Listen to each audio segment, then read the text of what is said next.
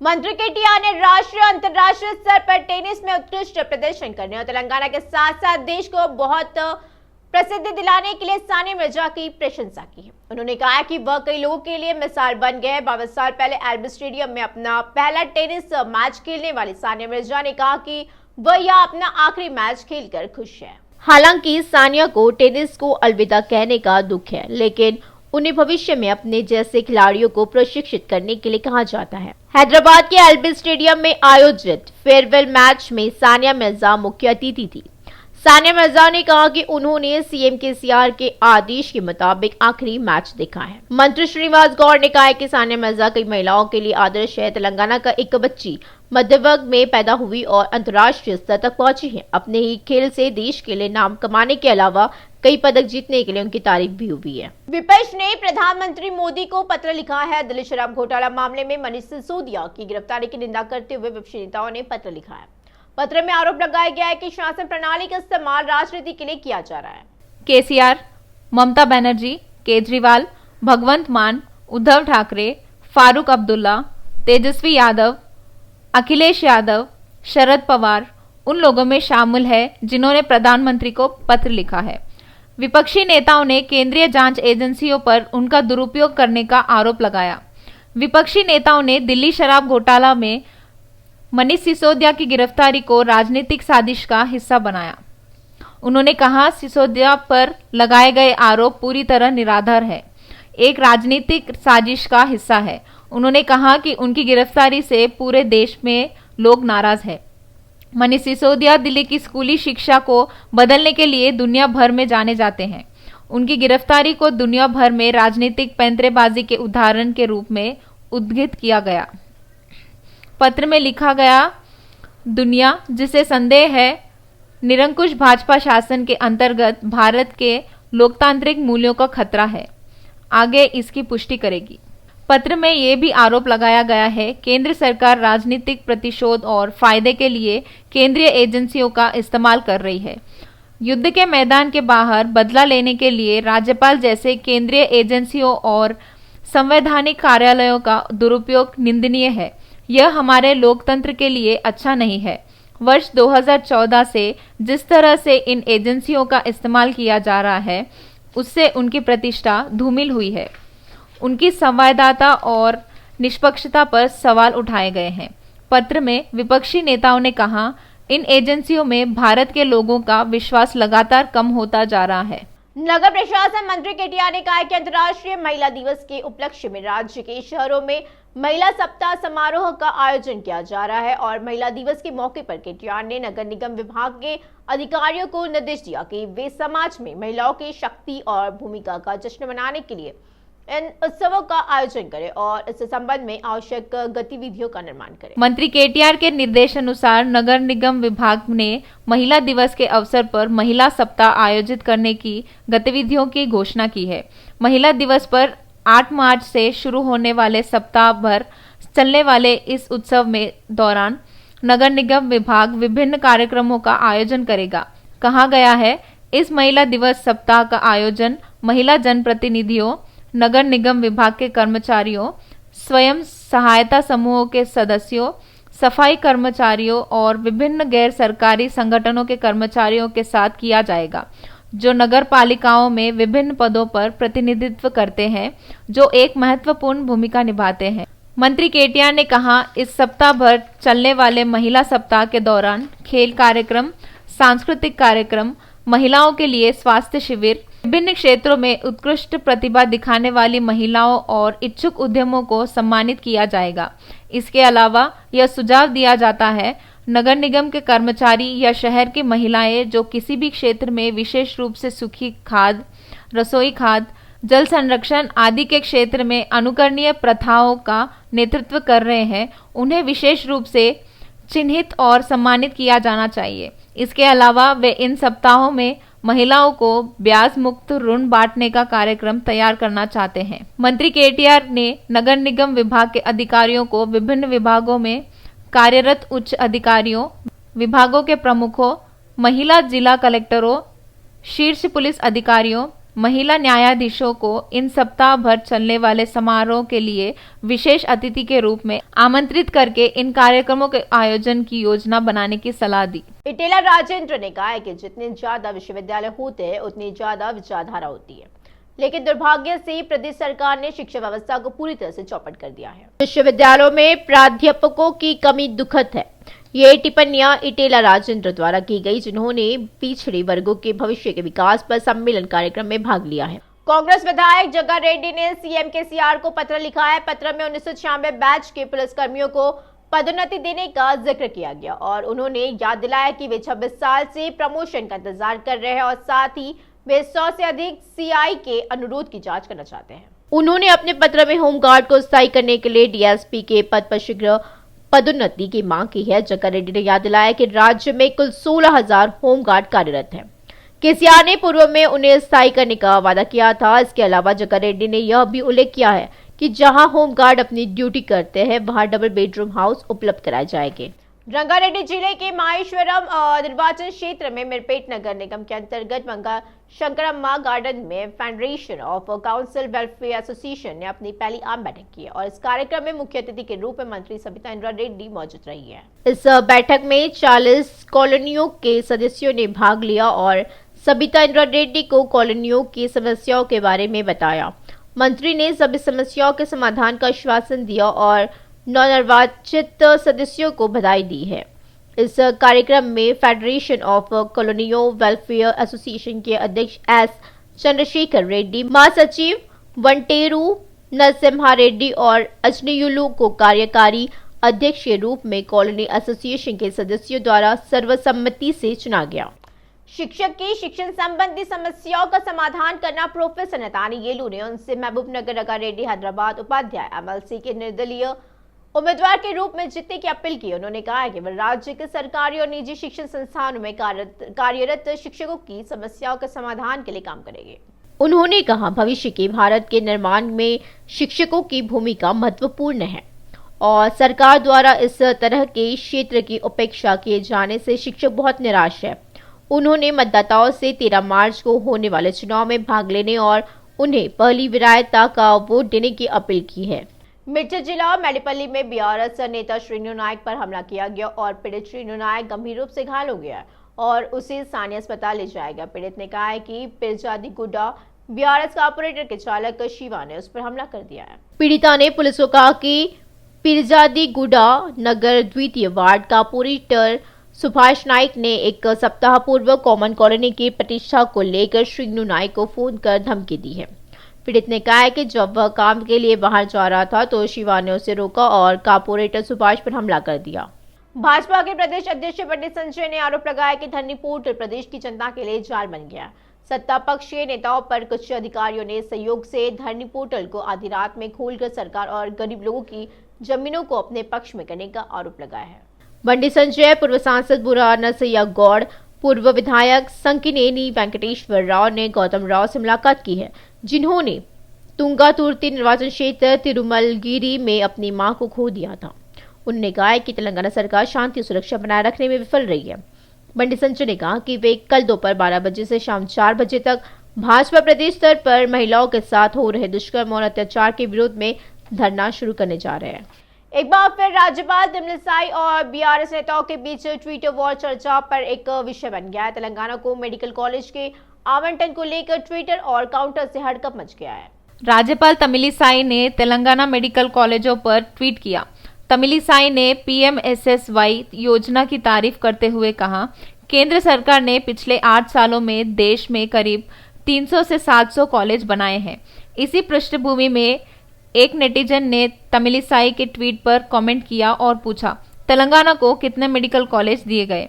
इसका जवाब देते हुए तमिलिसाई ने कहा, जब हर राज्य में पीएमएसएसवाई योजना के अंतर्गत नए मेडिकल कॉलेजों के लिए आवेदन किया तो केंद्र ने तेलंगाना राज्य को बुलाया। हालांकि राज्यपाल ने केंद्रीय स्वास्थ्य मंत्री द्वारा बताए गए समय पर आवेदन करने में विफल रहने के लिए तेलंगाना को 1 साल में 11 मेडिकल कॉलेज मिल गए, लेकिन ये देर से जागे तो क्या, राज्यपाल ने शिकायत की।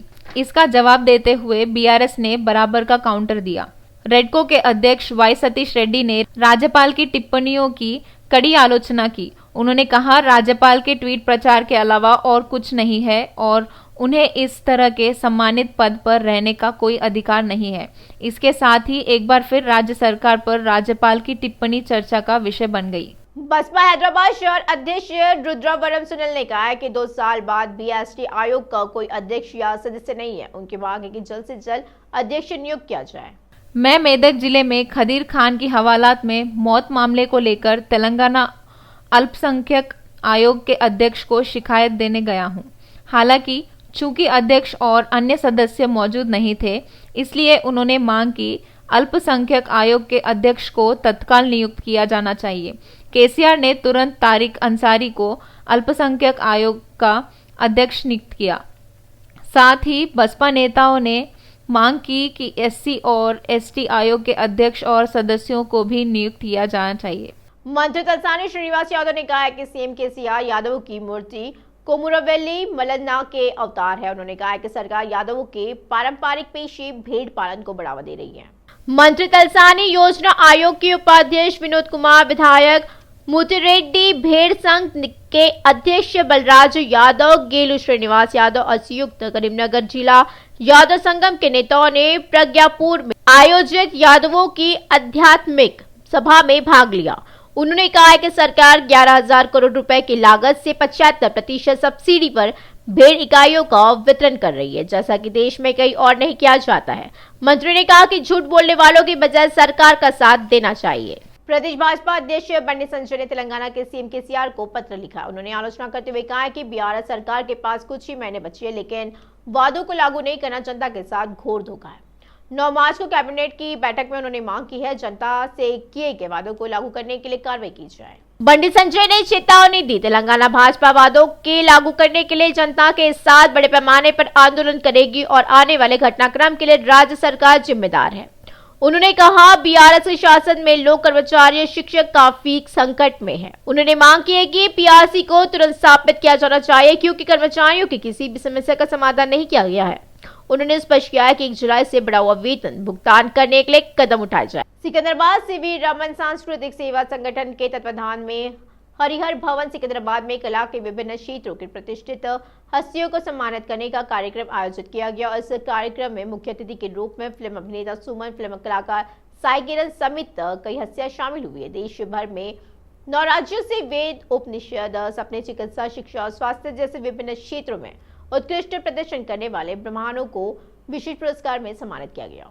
अभिनेता सुमन और साई किरण का कहना है कि इस तरह के कार्यक्रम उन्हें प्रेरित करने और आगे बढ़ने में मदद करते हैं। उन्होंने उन सभी को पुरस्कार प्रदान करने पर प्रसन्नता व्यक्त की है जिन्होंने विभिन्न क्षेत्रों में अपनी उत्कृष्टता दिखाई और उन्हें प्रोत्साहित किया है।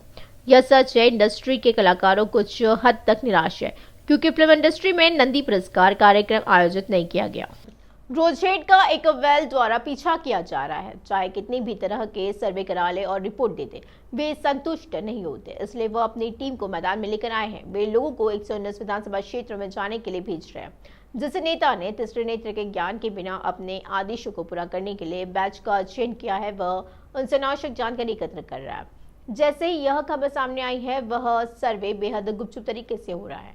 बैठने वाले हिलने लगे और नेता द्वारा की गई फिल्टरिंग का खामियाजा उन्हें भुगतना पड़ रहा है। फिलहाल रोज वॉच ने क्यों किया यह सर्वे? क्या अंतर कहीं हिट लगता है? सिर्फ सर्वे से कौन डरता है? कौन सुरक्षित है आखिरी घड़ी में?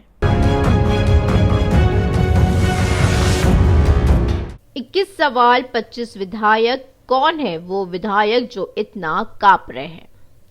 सीएम केसीआर के सर्वे ने कमजोर विधानसभा क्षेत्रों का प्रतिनिधित्व करने वाले विधायकों की टेंशन पकड़ ली है। चुनाव को लेकर ही केसीआर द्वारा कराए जाने वाले एक और सर्वे से 25 विधायक कांप रहे हैं। सीएम ने किस सवालों के साथ जनता की राय जानने का फैसला किया है।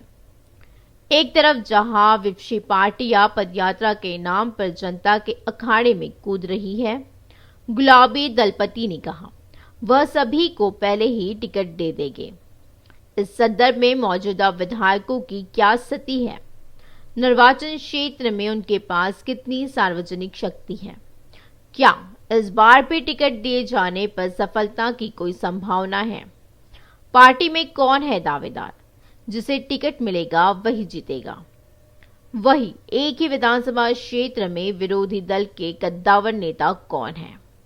अगर वे धोखा देते हैं और उन्हें टिकट देते हैं तो जीतने का क्या मौका है? क्या उन्हें चुनाव से पहले शामिल किया जाना चाहिए या क्या उन्हें चुनाव के बाद अप्रत्यक्ष रूप से समर्थन देना चाहिए और पार्टी में शामिल होना चाहिए? वे ऐसे विषयों पर जनता की राय लेना चाहते हैं और उन्हें अनुदान देना चाहते हैं और लेख लिखना चाहते हैं।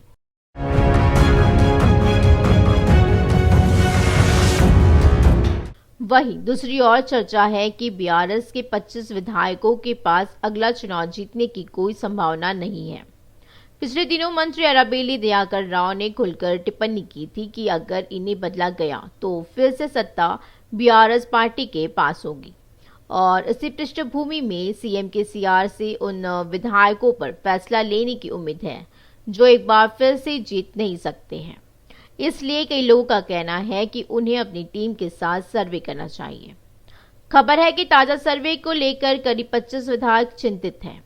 क्या टिकट के लिए संघर्ष कर रहे विधायकों को नेताजी के कहे अनुसार दोबारा टिकट दिया जाएगा या वे ऐसे लोगों से पूछ रहे हैं जो जानते हैं कि क्या वे परेशानी पैदा करेंगे?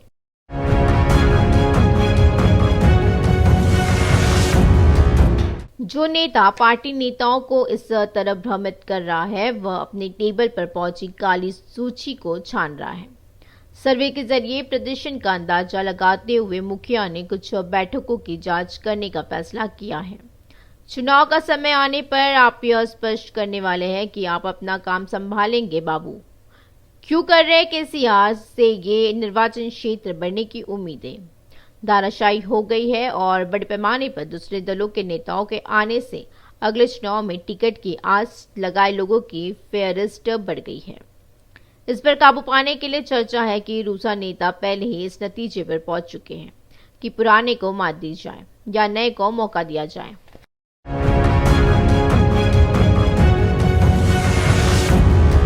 किसी पक्ष में नेता के सर्वे के नतीजे इस प्रकार रहे हैं तो पार्टी में विरोधी अपनी उपस्थिति दर्ज कराने की कोशिश कर रहे हैं। इसकी सूचना पार्टी में बैठे बैठे लोगों को नहीं हो रही है। आगामी चुनावी कवायद के अंतर्गत मुख्यमंत्री राज्य भर में एक सर्वेक्षण कराना चाहते हैं। किसी पर भरोसा नहीं करने वाले केसीआर अपने दम पर एक और सर्वे कर रहे हैं। वैसे भी सभी बैठने वालों की सीट मिलने में संशय की बात जोर शोर से फैल रही है और बैठने वालों को खाने और सोने से वंचित कर रही है। और सर्वे का सारांश कैसे काम कर रहा है, रिपोर्ट में क्या है और नेता की सोच क्या है? क्या गोशामहल विधायक राजा सिंह आगामी विधानसभा चुनाव लड़ेंगे? चुनाव लड़ेंगे तो विधायक किस पार्टी से चुनाव लड़ेंगे? क्या बीजेपी उन्हें वापस पार्टी में लाएगी? इस बारे में क्या कहते राजा सिंह?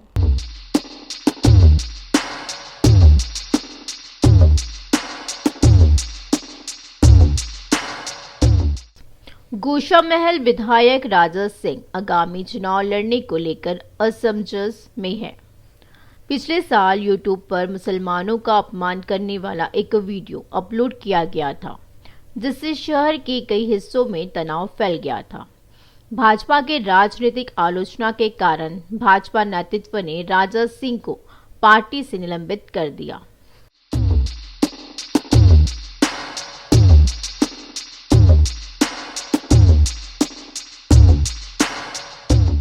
बाद में पुलिस ने उसके खिलाफ पीडी एक्ट के तहत मामला दर्ज कर उसे गिरफ्तार कर लिया। राजा सिंह इसी साल जमानत पर रिहा हुआ था। सरकार द्वारा आवंटित बुलेट प्रूफ वाहन को लेकर राजा सिंह कई बार सरकार की आलोचना कर चुके हैं।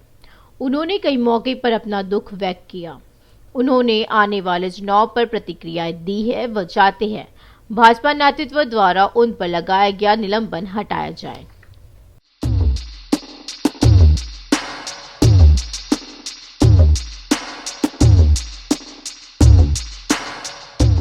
उन्होंने यह भी कहा उनका अन्य दलों से या निर्दलीय चुनाव लड़ने का कोई इरादा नहीं है। उधर विधायक ने उम्मीद जताई है कि भाजपा नेतृत्व उन पर लगा निलंबन हटा रहा है। उन्होंने कहा उनके व्यवहार से भारतीय जनता पार्टी को कोई नुकसान नहीं हुआ है। अगले चुनाव में पार्टी के खिलाफ जाने का उनका कोई इरादा नहीं है। उन्होंने कहा वह धर्म के लिए काम करेंगे।